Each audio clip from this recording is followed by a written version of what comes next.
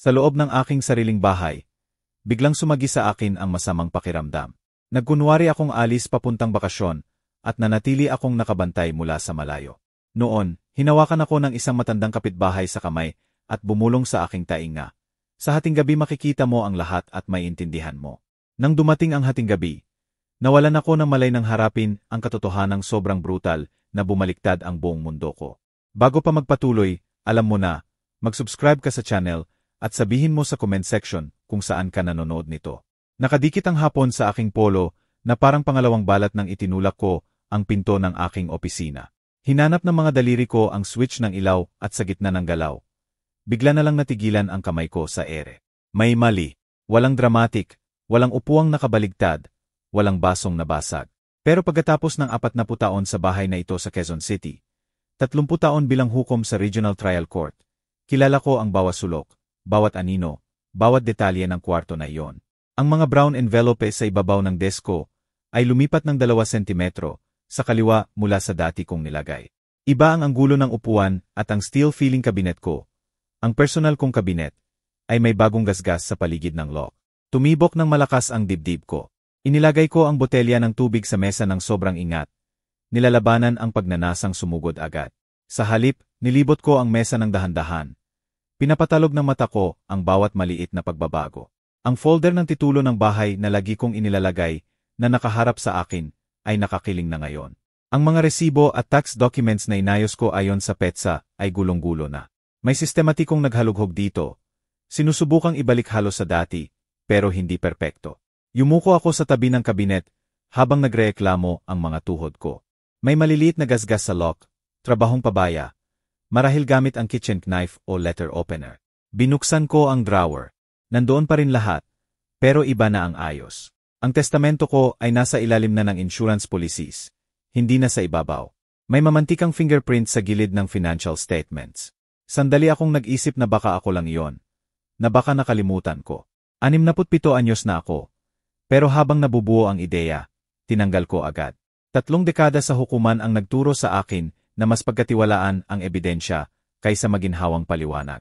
Maaring tumatanda ang isip ko, pero hindi pa nabubulok. Nanatili ako roon sa katahimikan ng opisina ko. Hawak ang folder na may fingerprint ng iba at naramdaman ko ang pagbabago sa loob ng dibdib ko.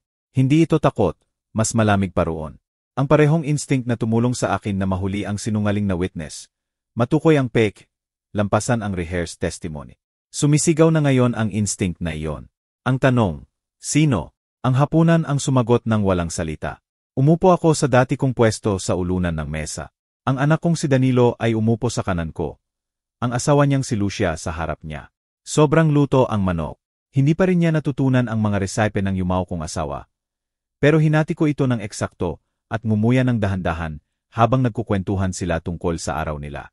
Bigla si Danilo na umuubo. Pa, naisip ko lang, na-update mo na ba ang testamento mo lately? Gusto ko lang siguraduhin na maayos ang lahat. Natigilan ang tinidor ko sa kalagitnaan papunta sa bibig. Inilagay ko ito sa plato ng kontrolado. Mas malakas ang tunog ng metal sa porcelain kaysa karaniwan. Tiningnan ko ang anak ko. Tiningnan ko talaga. Napatingin siya kay Lucia at bumalik agad sa akin ng sobrang bilis. Bakit mo na itanong? Tanong ko nang hindi inaalis ang tingin. Wala naman pa, para lang sure, alam mo na, sa edad mo. Sa edad mo. Pinabayaan kong lumutang ang mga salitang iyon. Pinapanood ko siyang namula ang lig. Ganun. Si Lucia ay sumandal pasulong. Ngumiti ng mainit, pero matatalim ang mata. Tay, gusto lang namin ang pinakamabuti para sa'yo. Kung maayos ang dokumento, protektado ang lahat. May iwasan ng gulo sa bandang huli. Umorder ako ng tubig para pagkakitaan ko siyang pag-aralan. Magaling siya, mas magaling pa kay Danilo sa pagtatago ng kaba. Pero 30 taon akong nagbasa ng body language sa courtroom. Pinipisil niya ng sobra ang tinidor gamit ang kaliwang kamay. Kitang-kita ang litid sa likod ng kamay niya na parang cable. Gulo tungkol saan eksakto? Tanong ko. Kumurap siya. Mabilis siyang nakabawi. Alam mo na, legal matters. Kinabahan si Danilo na nagsasarili ka pa sa ganito kalaking bahay. Nga. Hindi tanong iyon. Kinuha ko ulit ang tinidor at kumain. Pinababayaan silang bigyang kahulugan ang katahimikan ko. Natuyot ang natitirang hapunan. Nagunwari akong nanood ng balita, habang talagang pinag-aaralan ko ang refleksyon nila, sa madilim na salamin ng bintana sa likod ng T. Magkadikit sila sa sofa, magkadikit ang ulo, mahina ang boses. Hinawakan ni Lucia ang braso ni Danilo.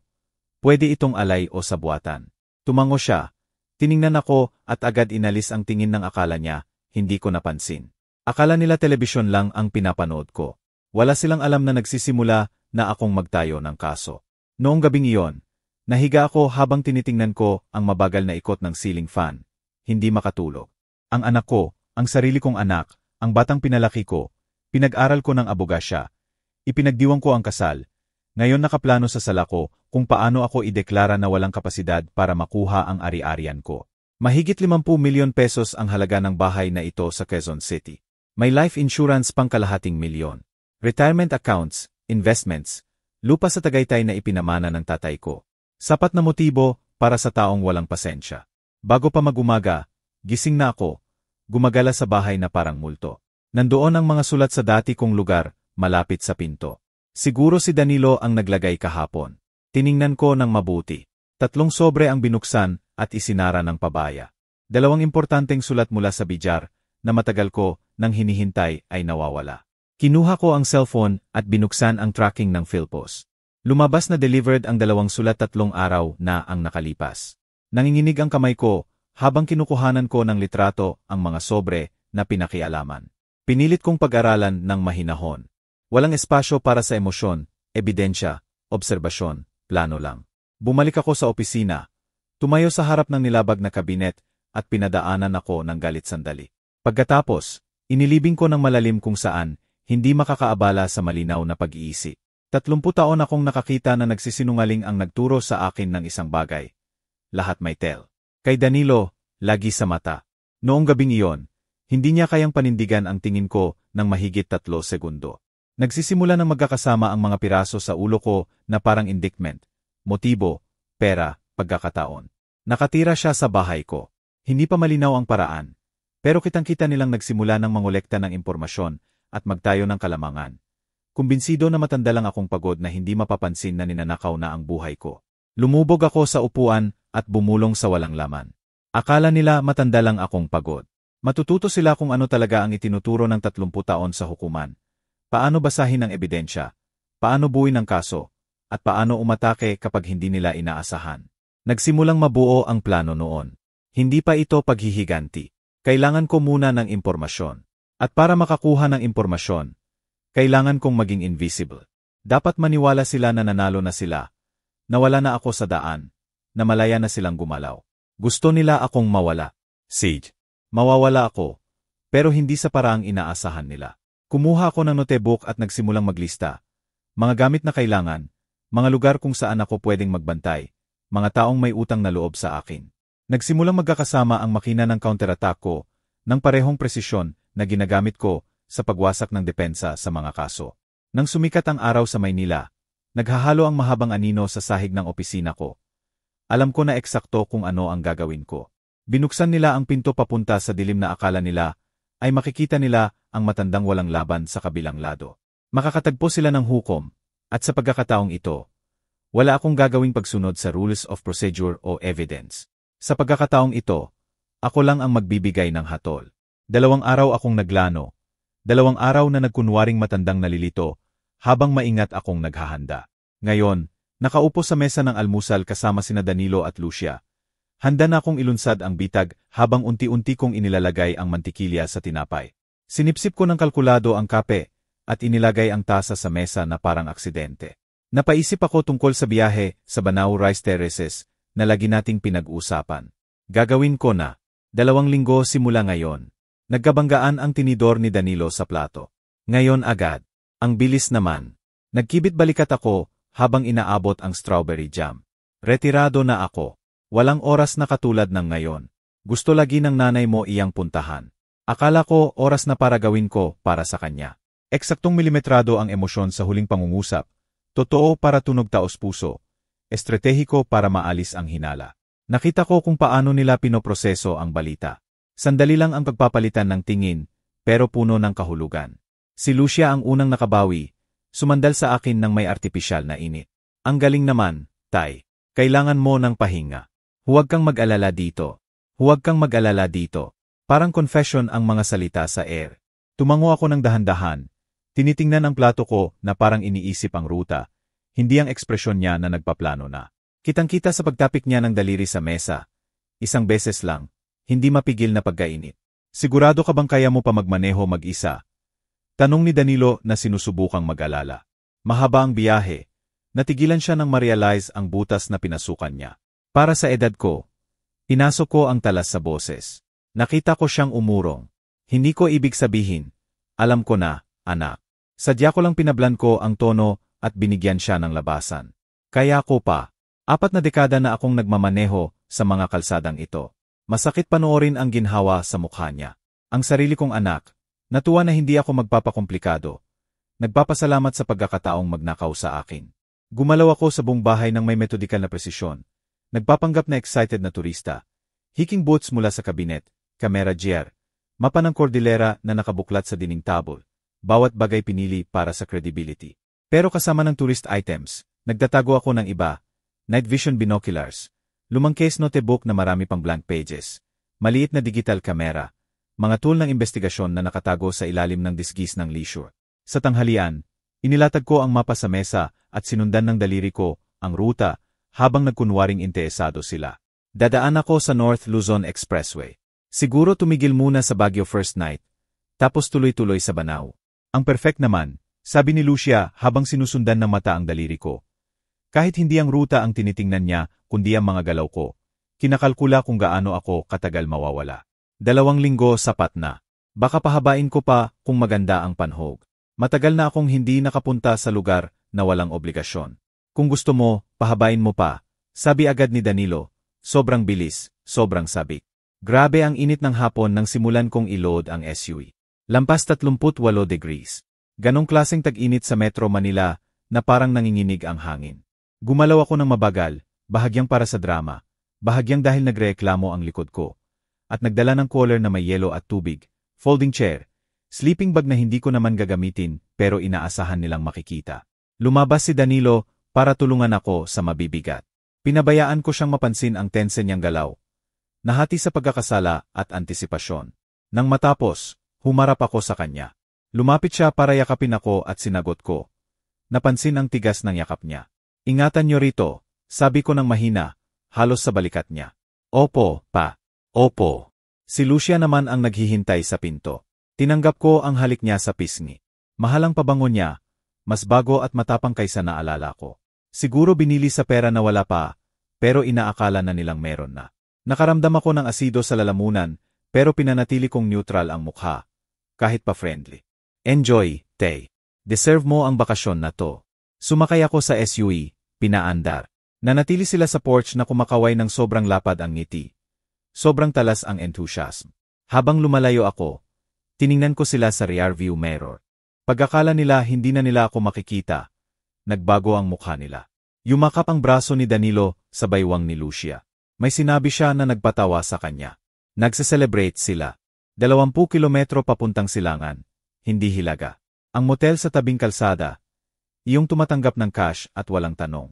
Nag-check-in ako gamit ang peking pangalan, Javier Munoz, pangalan ng dating akusado na inabsuelto ko noon at matagal ng patay, pero naalala pa rin ng receptionist.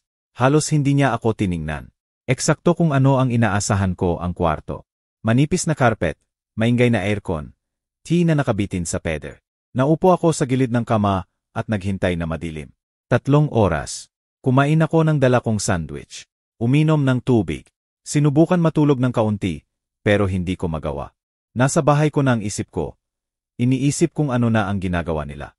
Nagsimula na ba sila? Nasa opisina ko na ba sila ngayon? Hinahalughog ang lahat ng walang ingat. Sa wakas lumubog ang araw sa horizon ng disyerto mga 6 oras 30 minuto. Nagkulay orange at lila ang langit.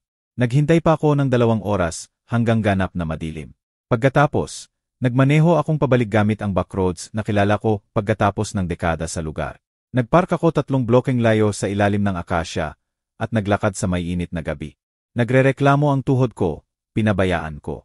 Ang bakanting bahay sa tapat ng amin ay 6 months ng for sale. Ilang beses ko nang nadadaanan. Nakita ko ang lockbots ng real estate sa gate at na-memorize ko ang code sa signage ng agent. 4,732. Natagpuan ng daliri ko ang numero sa dilim at nag-click ang lockbots. Amoy alikabok at inabandona ang bahay. Yung klaseng walang laman ng lugar na naghihintay maging tahanan ng iba. Gumalaw ako ng walang ilaw. Pinababayaan ang mata na makajost at natagpuan ang master bedroom sa harapan na may direktang view sa harap ng bahay ko. Nakaon ang lahat ng ilaw sa bahay ko. 2 sasakyan sa garahe. Binuksan ko ang folding chair. Inilagay sa tabi ng malaking bintana. Kinuha ang binoculars at itinaas. Nandoon sila. Sa bintana ng sala ko, nakikita ko si Danilo na nag-iikot-ikot. Si Lucia sa sofa, nakadikit ang cellphone sa tainga. Malalaki ang galaw ng kamay. May kinakausap na koordinator. Hindi bumibilis ang tibok ng puso ko. Hindi nanginginig ang kamay. Sa halip, naramdaman ko ang paihong lamig at kalinawan na dumating kapag sa wakas ay nagkakasama na ang mga piraso sa komplikadong kaso. Natapos ang transformation. Hindi na ako ang biktima. Ang target na ginagalaw at niloloko ay naging ang mga ngaso. At wala silang alam na pinapanood ko sila. Inadjust ko ang focus at naghanda sa mahabang gabi. 30 taon akong tumingin sa mga kriminal mula sa bench. Naghihiwalay ng katotohanan sa kasinungalingan. Hustisya sa manipulasyon. Hindi ko inakala na magtatapos akong tumingin sa kanila mula sa bakanteng bahay sa tapat ng amin. Lalo na hindi ko inasahan na isa sa kanila ay ang sarili kong anak. Pero naroon sila. At kahit ano pa ang plano nila habang wala ako, makikita ko ang bawat galaw, maririnig ang bawat salita, idodokumento ang bawat krimen. Gusto nila akong burahin sa sarili kong buhay. Sige, hayaan ko silang isulat ang buong kwento, at pagkatapos, ipapakita ko sa kanila kung ano ang mangyayari kapag sinubukan mong lokohin ang isang hukom. 3 araw ng pagbabantay ang nag-iwan ng bakas, mga basong kape na walang laman na nakahanay sa bintana, mga balot ng fast food na nakaimpake sa supot, likod kong parang buhol dahil sa folding chair, mata kong masakit sa sobrang pagtingin sa binoculars, pero matalas pa rin ang isip ko. Nadokumento ko ang bawat bisita, bawat ilaw na binuksan o pinatay, bawat galaw sa mga bintanang iyon. Pero hindi pa sapat. Si Danilo at Lucia ay gumagalaw sa bahay ko nang may lumalaking kumpiyansa. Pero ang plano nila ay nasa labas pa rin ng aking sako. Noon narinig ko ang mga yapak sa beranda. Napunta agad ang kamay ko sa cellphone. Handa nang tumawag sa pulis at ipaliwanag ang presensya ko bago pa tanungin ng iba. Dahan-dahang bumukas ang pinto. Humarap ako na may mga nakahandang paliwanag sa dila at natigilan. Sa pintuan ay nakatayo si Aling Carmen Santos. Kapitbahay ko mula pa noong una. Maliit ang katawan niya laban sa sikat ng hapon. May suot siyang cream cardigan kahit mainit, komportableng sapatos, buhok na pilak na nakabun sa ibabaw. Pero hindi ang hitsura niya ang huminto sa akin, ang ekspresyon niya iyon. Walang gulat, walang pagkalito, puro tahimik na pagkilala. Nakita kitang pinapanood sila, Hector, sabi niya. Parang sumara ang lalamunan ko. Aling Carmen, ano po ang ginagawa ninyo rito? Pumasok siya at isinara ang pinto ng natural na parang madalas na niyang gawin. Pareho lang tayo. Hinintay ang katotohanan. Hindi ko po maintindihan. Automatiko ang pagtanggi ko. Reflex ng hukom. Huwag kailanman umamin ng kahit ano kung hindi obligado. Lumapit siya sa bintana. Tumabi sa akin at itinuro ng daliring puno ng buto ang bahay ko. Iyang bintana sa second floor. Nakita ko si Lucia na kumuha ng litrato noong Martes, kwarto-kwarto, sobrang detalyado. Lalong sumikip ang hawak ko sa binoculars. Pinagbabantayan ninyo ang bahay ko. 4 na dekada ko nang binabantayan ang bahay mo, Hector. Magkapitbahay tayo mula noon. May kinuha siyang maliit na notebook sa bulsa ng kardigan. Binuklat niya, maliit at manipis ang sulat, petsa, oras. Martes, may lalaking dumating, naka-Amerikana, leather briefcase. 40 minuto siyang nanatili. Lunes ng umaga ulit, pinapasok siya ni Danilo paihong beses. Sigurado po kayo. Nakalock sa akin ang mata niya. Malinaw at gising. Matanda na ako, pero malinaw pa rin ang mata ko. Tumayo ako palayo sa bintana. Sinusubukang bawiin ang kontrol. Hindi po ito usapin ninyo, pamilya ko ito. Ang pamilya mo ay ninanakawan ka sa harap mismo ng mukha mo. Putol niya sa akin ng walang emosyon na parang medical diagnosis. Kami rin po ay apektado niyan. Parang hatol ang mga salita niya na matagal kong iniiwasan. Hindi ninyo po alam iyan. Hindi. Itinuro niya ang improvised observation post ko. Binoculars, notebook, upuan. Bakit ka nagtatago sa bakanteng bahay at pinapanood ang sarili mong bahay? Natahimik kami. May dumaan na sasakyan sa labas. Umugong ang aircon. Sa wakas, tinanong ko ang tanging mahalaga. Ano po ang ibig ninyong sabihin sa hating gabi? Tumungo si Aling Carmen sa bahay ko. Nakasilweta ang profile niya sa liwanag. Akala nila wala ka. Lumalakas ang loob nila. Ngayong gabi nila gagawin ang malaking galaw. Paano ninyo po nasisigurado? Tinapik niya ang notebook. Pattern. Martes at Huwebes, dumating ang lalaki sa araw. Kahapon, pagkatapos ng dilim, may inilabas na kahon si Danilo sa garahe. May binubuo sila. At alam kong ngayong gabi iyon. Paano ninyo po nasabi? Tiningnan niya ako ng diretso. Magtiwala ka sa akin. Magtiwala. Parang banyaga ang salita. 3 araw akong mag-isa sa mga hinala ko. Kahihiyan ko, galit ko. Parang imposible ang magbahagi ng kahit ano sa mga iyon. Pamilya ko iyon, kabiguan ko, laban ko. Pero may inilabas na siyang dermos mula sa supot na hindi ko napansin. 2 tasa. Sandwich na nakabalot sa Whatsapp. Inilagay sa tabi ko na parang matagal na nating pinlano ang alyansang ito. Bakit ninyo po ginagawa ito? Mas mababa sa inaasahan ko ang boses ko. Natigilan siya habang nasa kalagitnaan ng tasa papunta sa labi. Nang magsalita siya, may bagong bigat ang boses. Kasi nakita ko ang sarili kong anak na nagnakaw sa akin bago siya namatay. Wala akong ginawa. Hindi ko napapayagang mangyari, ulit iyon nang hindi ako gumagalaw. May lumuwag sa dibdib ko. Pasensya na po. Huwag kang humingi ng pasensya. Maghanda ka. Inabutan niya ako ng tasa ng kape. Kapag dumating ang hating gabi, kailangan mong makita ang lahat ng malinaw. Pareho tayo. Tinanggap ko ang kape at bumalik sa pwesto ko sa bintana. May inilabas siyang isa pang folding chair na handa na pala at umupo sa tabi ko. Tahimik kaming nanood habang nagiging gabi ang hapon. Nagkulay orange, lila, tapos malalim na asul ang langit sa Quezon City. Nagsindi ang mga ilaw sa buong subdivision. Mas nagliwanag ang bahay ko kaysa iba. All windows on. Sa salamin, nakikita ko si Danilo na naglalakad-lakad sa sala.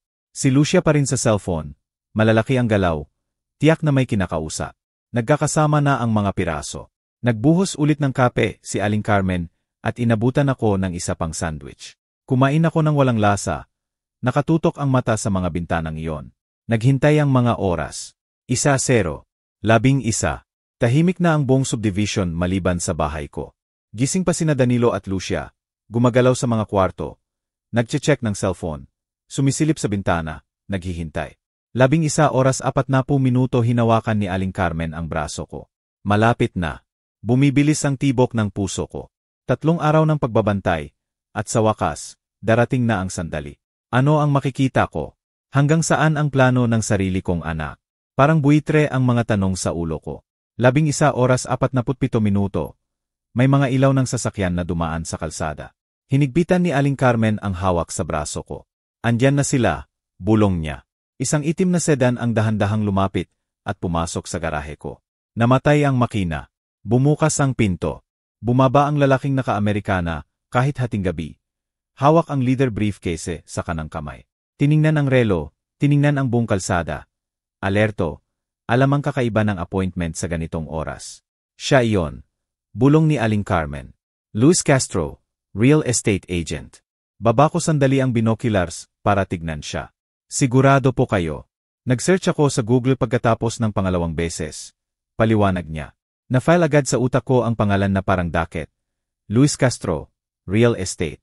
Appointment hating gabi. Natapos na ang puzzle. Magandang ideya. Bulong ko habang itinataas ang cellphone para kunan ang plaka. Isinulat ni Aling Carmen ang numero nang hindi ko pa sinasabi.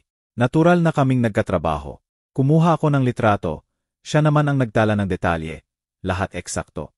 Binuksan ang pinto ng bahay ko bago pa makarating si Castro sa beranda. Siguro binabantayan ni Danilo mula loob.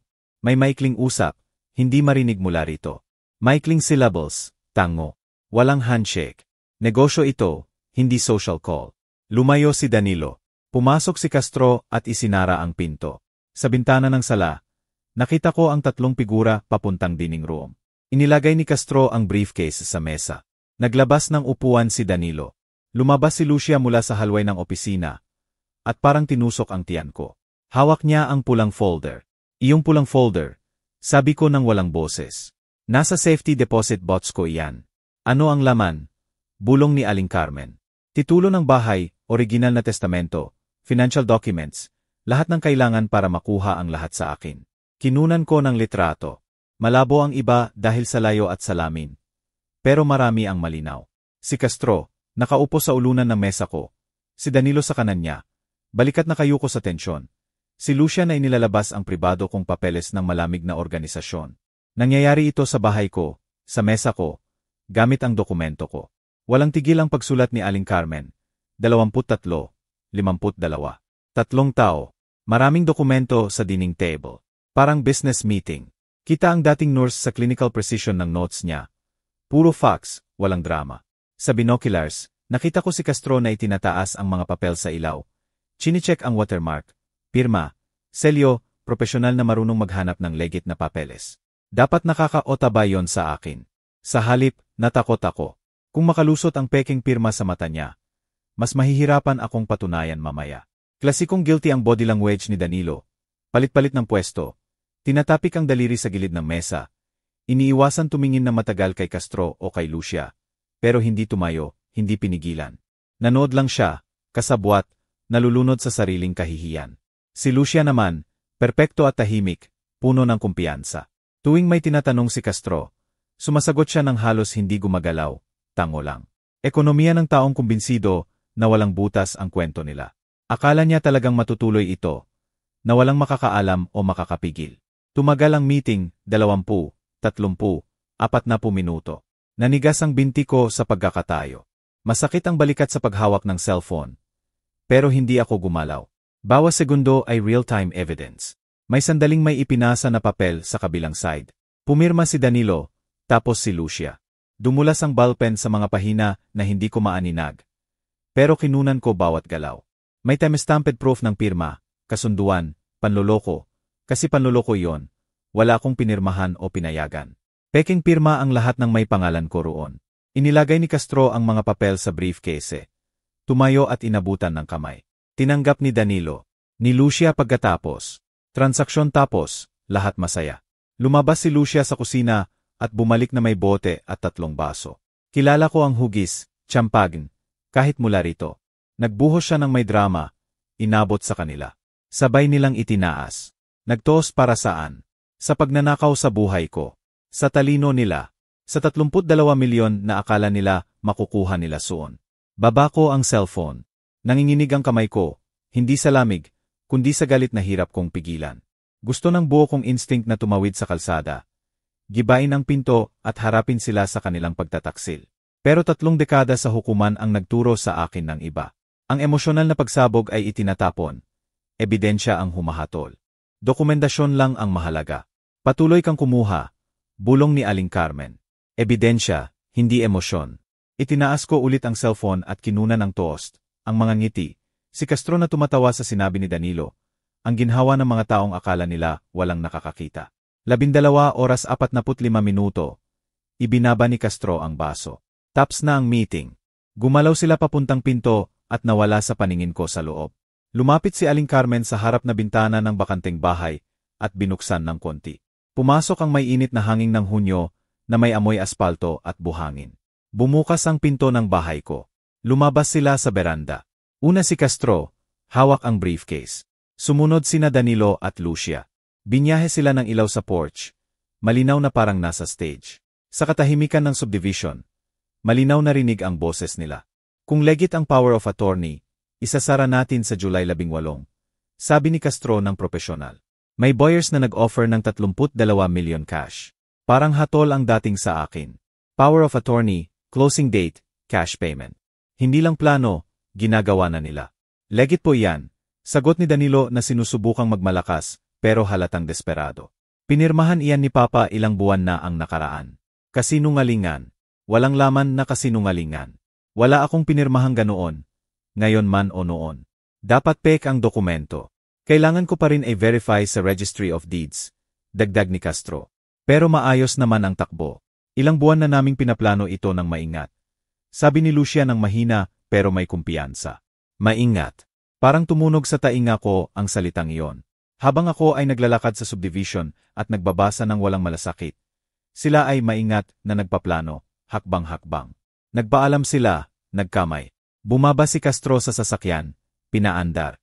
Lumayo ang pulang ilaw ng preno. Nanatili pa sandali sina Danilo at Lucia sa beranda. Tiningnan ang pag-alis niya. May sinabi si Danilo na hindi ko narinig. Tumawa si Lucia, malinaw, musikal, tagumpay. Pumasok ulit sila. Namatay ang ilaw sa sala. Sa kanila, tapos na ang gabi. Sa akin, hindi pa. Bumalik ang katahimikan sa subdivision. Pero sa loob ng ulo ko, wala nang katahimikan. Nanatili akong nakatayo sa bintana, hawak ang cellphone, nakasave ang mga litrato. Puno ng notes ang notebook ni Aling Carmen. Nakita namin lahat, na dokumento namin lahat. Sabi niya pinirmahan ko ilang buwan na ang nakaraan. Bulong ko. Wala akong pinirmahan. Falsification. Tanong ni Aling Carmen. Dapat. Gaano kaya kagaling? Ano ang plano mo? Tanong niya.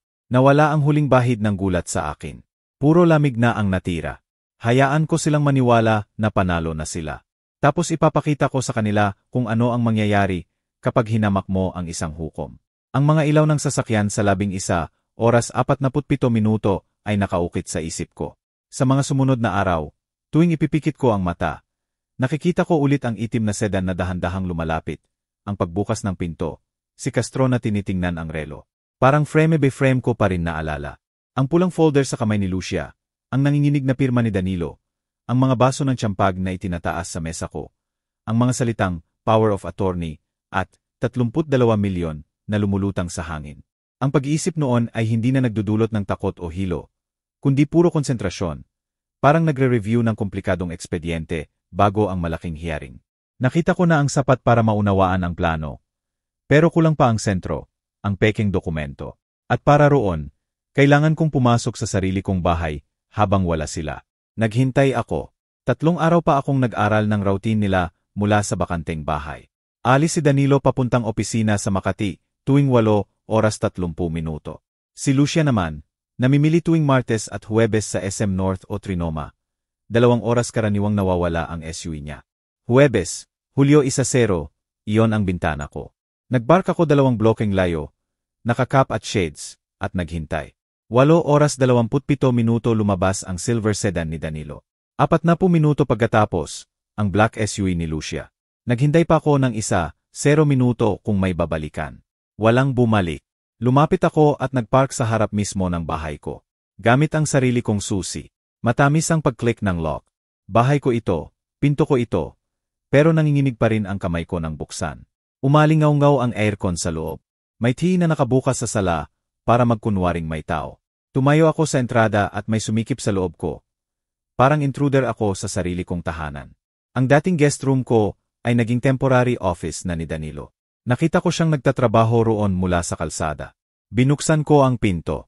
Magulo ang desk sa paraan ng modernong opisina. Laptop, papeles, notepad na may coffee stain. Binuksan ko ang mga drawer isa-isa. Bank statements, insurance files, random documents. Sa pinakailalim ng bottom drawer, nandoon ang hinintay ko, ang pulang folder ng hating gabi. Hindi man lang nakakandado. Nakabaon lang sa ilalim ng mga brown envelope. Parang sobrang tiwala na nila na hindi na kailangan itago ng mabuti. Nakagat ko ang bagang sa sobrang arrogance. Binuklat ko sa desk. May petsa ang power of attorney, Mayo 20. Sa dulo, ang pirma ko, halos. Pinag-aralan talaga nila ang sulat ko. Magaling ang imitation. Pero may mali sa pressure points. Hindi eksakto ang loop ng L, sa len at pinaka-obvious. Mas bago ang tinta kaysa papel. Halos, bulong ko habang kinukuhanan ng litrato mula sa iba't ibang anggulo. Pero iba ang ginagawa ko sa L at kitang-kita ang tinta. Trabahong pangit, tiyak na download lang sa dark web na nangangako ng perfect signature. Akala nila kapag nagreklamo ako, sasabihin nila sinil na ako at nakalimutan ko. Hindi mag-work. Hindi sa dami ng ebidensya na kinokolekta ko. Kinunan ko ng litrato ang bawat pahina, ang power of attorney, ang presale contract kay G. Ricardo Torres ng California. Closing date, Hulyo 18, hindi 15 gaya ng sinabi ni Castro, may 3 days buffer. Presyo, 32 milyon cash. Habang isasara ko na sana, may mga printed sheets na nadulas mula sa pagitan ng 2 folder. Halos hindi ko makita. Mga email. Ang unang linya ang nagpabango sa akin. Marco, kapag natapos na ang SAL, makukuha ko na ang kalahati ko. 16 milyon, sapat na para magsimula ulit. Nakatayo akong nagbabasa. Nakalimutan ang cellphone sa kamay. Mga email ni Lucia sa isang tao sa Los Angeles. Plano ng walang paligoy-ligoy. Pagkatapos ng sal, alis siya kasama ang mga apo ko. Iwan si Danilo, lilipat sa California kasama ang Marco na iyon. Akala ni Danilo, magkakasama silang bibili ng bagong bahay sa Quezon City. Wala siyang alam na itatapon siya pagkatapos mabayaran. Akala ni Danilo, para sa amin dito ang bahay. Hindi niya alam na alis na ako. Nakasulat sa isa. Ginagamit lang pala ang anak ko, disposable tool. Dapat nagbigay iyon ng mapait na satisfaction. Pero lalo lang nadagdagan ang emptiness ko. Sunod-sunod na pagtataksil. Siya sa akin, siya sa kanya. Lahat gumagamit sa lahat. Hindi naman nagbabago ang katotohanan. Pumili siya ng landas na ito. May mga konkretong desisyon siya laban sa akin. Nabiktima rin siya ng manipulasyon, ay hindi siya inosente. Kinunan ko ng litrato. Bawat pahina, bawat nakakasakit na linya. Pagkatapos, ibinalik ko ng eksakto, folder sa drawer, parehong orientation, mga papel sa pagitan ng parehong envelope, desk surface malinis. Isang huling ikot sa bahay. Sa pagkakataong ito talagang tinitingnan ko. Ako ang nagtayo ng bahay na ito 30 taon na ang nakaraan. Bawat sulok pamilyar. Ang kusina kung saan tinuruan ko si Danilo magprito ng itlog. Ang sala kung saan nanood kami ng NBA Finals. Ang hallway na may mga larawan pa ring nakasabit. Ngiti ng yumao kong asawa. Graduasyon ni Danilo. Family vacations na ngayon parang alaala ng ibang tao. Mga memories na nalason ng kasalukuyang pagtataksil. Lumabas ako sa back door. Tumawid sa bakuran ng kapitbahay papunta sa SUV ko, at umuwi sa motel nang hindi tumitingin sa rear view. Ginawa kong war room ang motel. Cellphone nakasaksak sa laptop, para mag-transfer ng photos. Notebook ni Aling Carmen sa tabi. Halos kompleto na ang kaso, hindi lang hinala o nakita lang na meeting, kundi buong architecture ng ebidensya. Peking dokumento, email, audio, video, surveillance. Tumawag ako kay Aling Carmen mula sa sasakyan. Mas matatag ang boses kaysa pakiramdam ko. Nakuha ko na lahat. Dokumento, ebidensya, ang peking pirma. Pumasok ka sa bahay. Nag-aalala siya. Bahay ko iyon, Carmen. Ebidensya ko iyon. Ibebenta nila sa July 18. Tahimik sandali. Ano ang susunod mo? Itigil ang pag-react. Simula ng pag-akusa, sagot ko. Halos hindi ako nakatulog noong gabing iyon. Oras-oras akong gising sa mga litrato sa laptop. Peking pirma, kontrata, email ni Lucia, improvised office ni Danilo. Nagsimula akong mag-shift ng role sa isip. From nasaktang ama to prosecution lawyer. Binuksan ko ang legal pad at nagsimulang maglista. Legal steps, evidences na kailangang i-authenticate, mga taong kailangang kontakin. Hindi na ito emosyon. Kasong ito at 30 taon akong nanalo ng mga kaso sa mas mahinang ebidensya kaysa rito. Kinabukasan, nagsuit ako sa unang pagkakataon mula nang magsimula ang lahat. Navy blue, discreet tee, sapatos na kinis.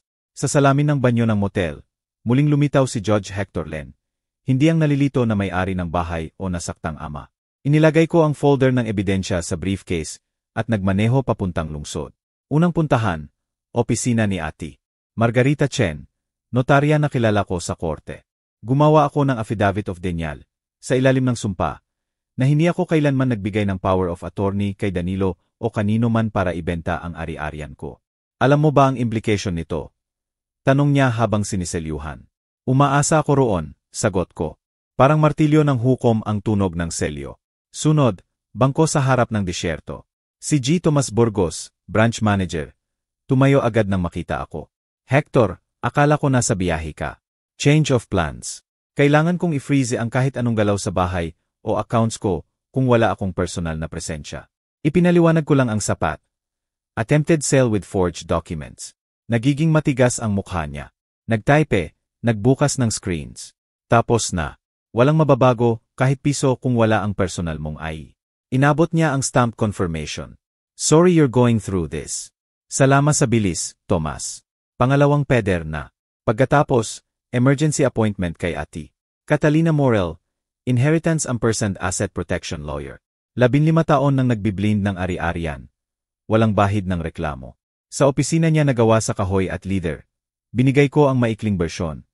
Isang lalaki na gustong protektahan ang yaman mula sa posibleng family conflict. Irrevocable living trust ang pinakamagandang opsyon, sabi niya. Pinoprotektahan ang assets, iniiwasan ang probate, at ikaw pa rin ang may control bilang settlor at beneficiary. Gaano katagal? Tanong ko. Kaya ko i-draft ngayon at I-file agad sa Registry of Deeds. Mabilis siyang nag-type. Anong effectivity date gusto mo? Mayo 15. Sabi ko. Hindi siya nagtanong kung bakit. Karapatan ko iyon. Sa loob ng 2 oras, clause naming pinag-usapan. Ako pa rin ang may kontrol. Pumasa ang bahay sa trust. Walang sinuman ang maaring magbenta ng bahay nang wala ang pirma ko bilang trustee. Siya mismo ang nag-notarize at nagpadala electronically sa registry.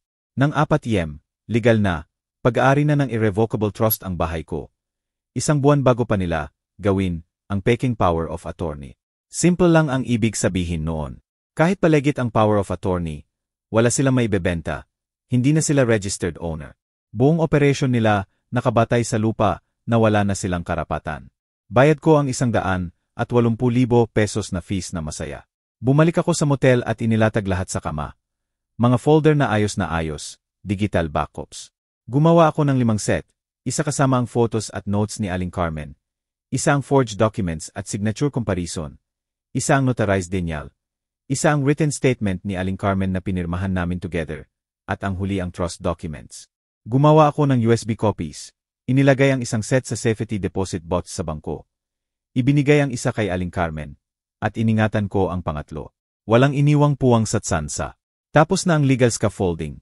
Sabi ko kay Aling Carmen sa telepono noong gabing iyon. Trust registered, bank frozen, forgeries documented. Kailan mo haharapin? Tanong niya. Sa July 18, sa mismong closing. Bakit maghintay pa? Para sa maximum impact. Papuntahin silang kumbinsido na panalo na sila. At makita nila kung paano bumagsak lahat sa harap ng lahat. Iyan ay malamig, Hector. Hindi, Carmen, sagot ko. Iyan ang hustisya. 12 araw pagkatapos, July 14 na, opisyal akong umuwi mula sa biyahe. Pumasok ang SUV ko sa garahe ng 2 Tigmak ang sikat ng araw. Napapansing napakabilis sa kurtina. Alam na nila akong dumating. Pinatunog ko ng konti ang susi sa kandado. Nandito na ako, sigaw ko. Hindi natuloy ang biyahe. Lumitaw si Danilo mula sa kusina. Natigilan ang mukha niya bago pinilit ngumiti. Akala ko nasa Cordillera ka pa. Nagbago ang isip ko. Bumaba si Lucia mula sa hagdan. Kinakalkula ang distansya. 4 na araw bago pa sa plano nila. Akala nila may margin pa sila. Inilagay ko ang maleta na parang pagod na pagod. Masamang pakiramdam ko sa altitude. Sumasakit ang ulo. Mas magandang umuwi na lang. Naku sayang, sabi ni Lucia ng perpekto ang simpatya na parang plastic. Pero siguro nga mas maganda iyan. Dahan-dahan kong tiningnan ang sala na parang muling natutuklasan ang sariling tahanan. Sarap umuwi. Namiss ko ang kama ko. Nagpalit sila ng tingin, halo ng ginhawa at bagong plano. Nag-excuse ako na kailangan ko raw ay check ang mail at nagkulong sandali sa opisina. Mukhang pareho pa rin. Ang gasgas sa lock ng safety bots ay paihong peklat pa rin. Pinadaanan ko ng daliri ang mga gasgas. Inaalala ang bawat detalye para sa declaration ko mamaya. Pagkatapos, bumalik ako sa sala at pinabayaan ang hapon na dumagan na parang walang nangyari. Ang hapunan noong gabing iyon ay psychological warfare.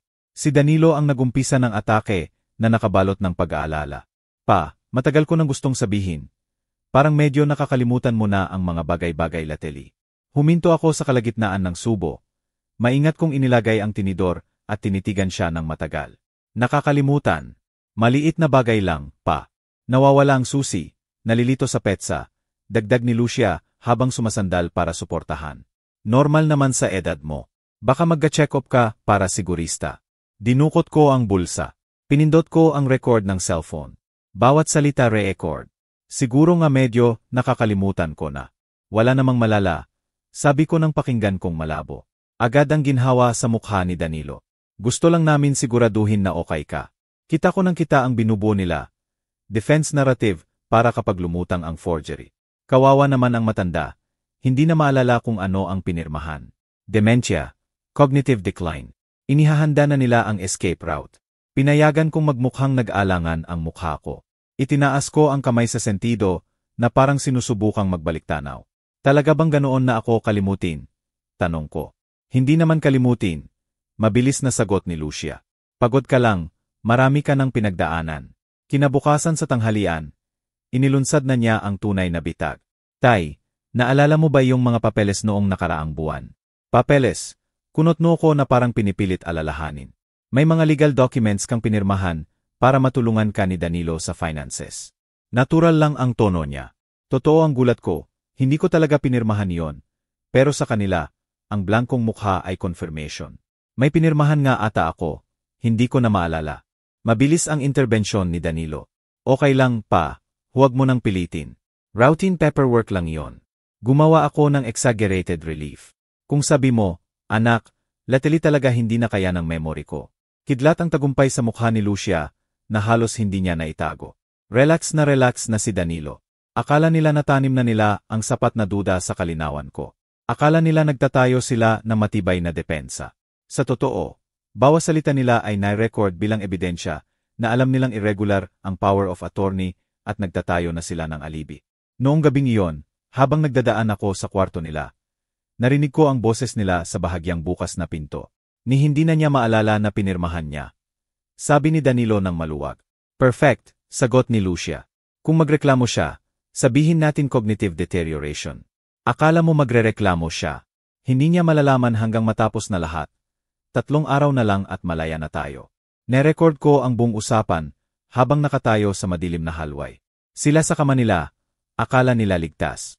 Ako sa kabilang side, nagtatala ng bawat salita. Mamaya sa opisina, pinakinggan ko ulit lahat gamit ang headphones.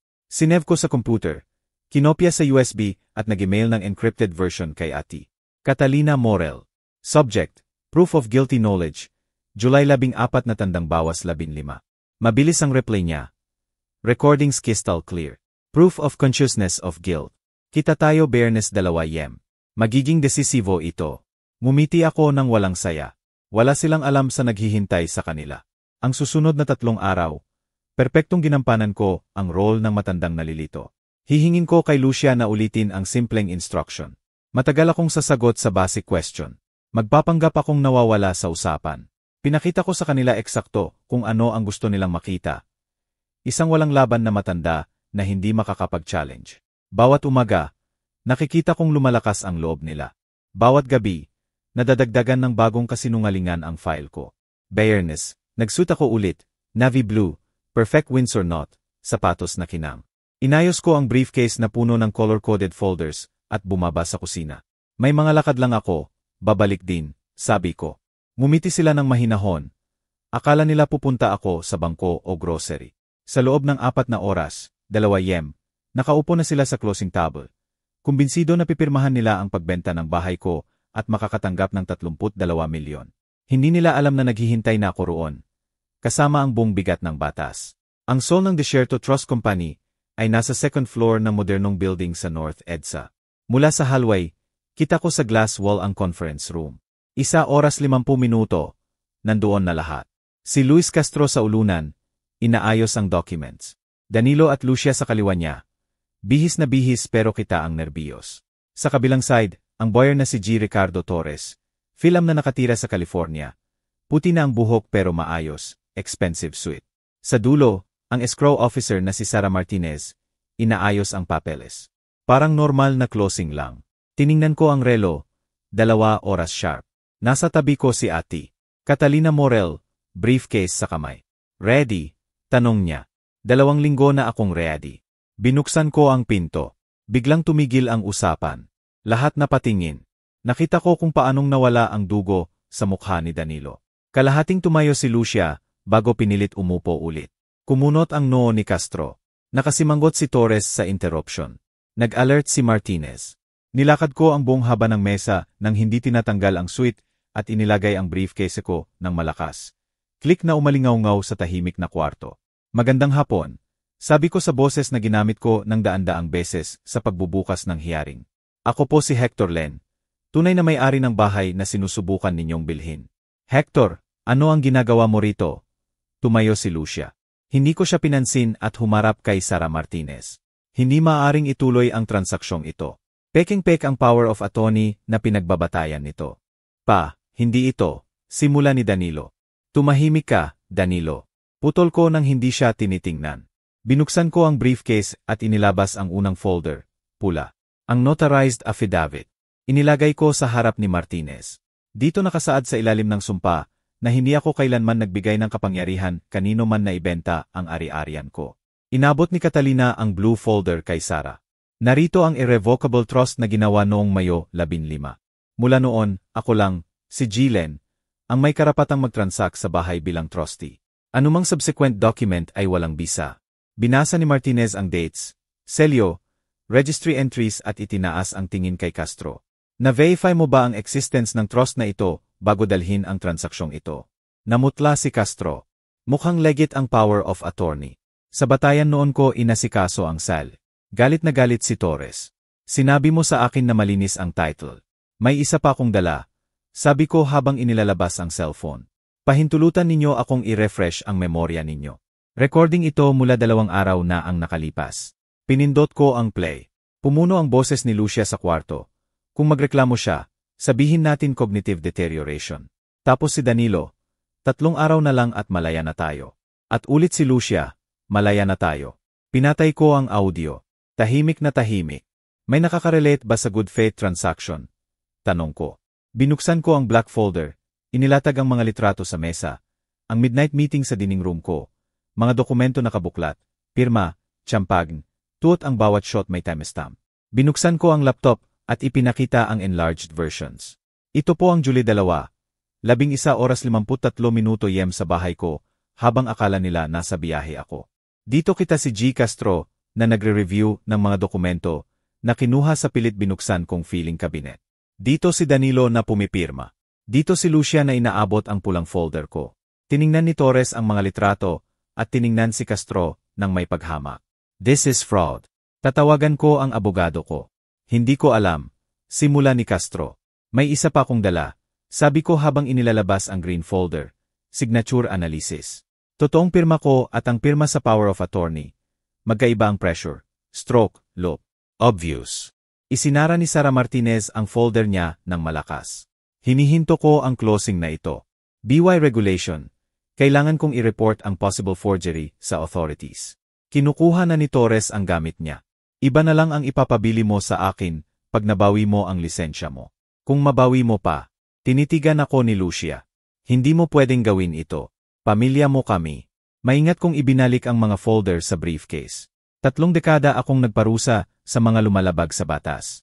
Hindi nagbabago yon dahil anak ko kayo. Pa, please, maayos natin ito. Pakiusap ni Danilo. Tiningnan ko siya ng may parehong kalmadong tingin na ibinibigay ko sa mga akusado. Hindi na kita anak mula ng pilit mong binuksan ang safety bots ko para magnakaw. Mula ngayon, isa ka ng ordinaryong akusado. Lumabas ako nang hindi lumilingon. Naririnig ko pa rin ang mga sigaw, reklamo, takot sa likod ko. Sa elevator, nagsalita si Catalina ng mahina. Grabe yon. Hustisya yon. Sagot ko. At ngayon, pulis, magdedemanda tayo. Tapos bangko ulit para palakasin ang freeze. Tapos bahay, palitan ang lahat ng lock. Bumukas ang pinto at tinanggap ako ng buong sikat ng araw sa disyerto. Sa unang pagkakataon sa loob ng mga linggo, huminga ako ng malalim. Akin pa rin ang bahay.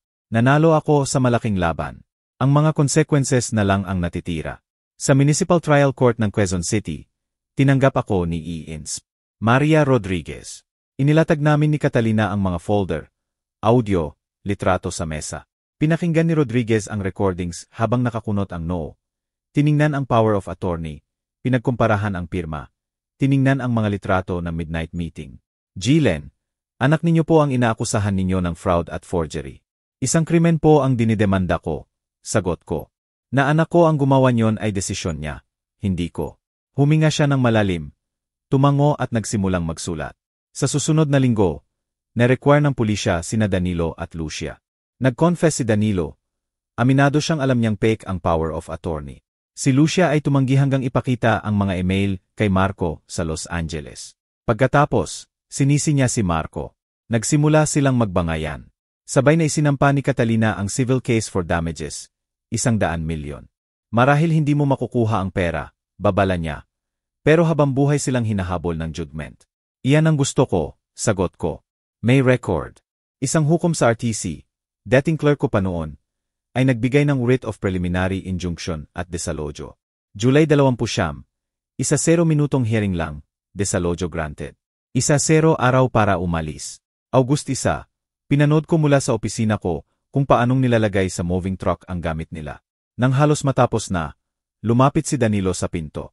Pa, please bigyan mo pa ako ng isa pang pagkakataon. Tiningnan ko siya. Ang parehong lalaking sumira sa filing cabinet ko at nagbenta ng bahay ko sa likod ko. May mga desisyon ka, Danilo. Hindi ka nadapa rito. Pinlano mo ito. Anak mo ako. Anak kita noon. Ikaw ang pumili na gawin akong biktima. Isinara ko ang pinto. Isinara ko ang deadbolt. Noong araw ring iyon, pinalitan ko ang lahat ng lock. Mabilis ang criminal case. August 28, nag-suite ulit ako at pumunta sa Palacio de Justicia. Sa pagkakataong ito bilang ordinaryong manonood. 3 dekada akong pumasok sa judge's entrance. Ngayon ay dumaan ako sa security arch, pumila, umupo sa public bench. Magkahiwalay na mesa sina Danilo at Lucia. Bawat isa may abogado. Hindi nila ako tiningnan. Binasa ni Judge Miguel Herrero ang bahagi ng victim impact statement na isinubmit ko. Sa loob ng 3 dekada, ipinagtanggol ko ang batas mula sa bench na ito. Pilit nilang binuksan ang safety bots ko. Pineke ang pirma ko at sinubukang agawan ako ng bahay na siyang nagbigay sa kanila ng lahat. Ang pagiging magulang o magkamag-anak ay hindi nagpapababa sa bigat ng ginawa nila. Lalo pa nga itong nagpapalala.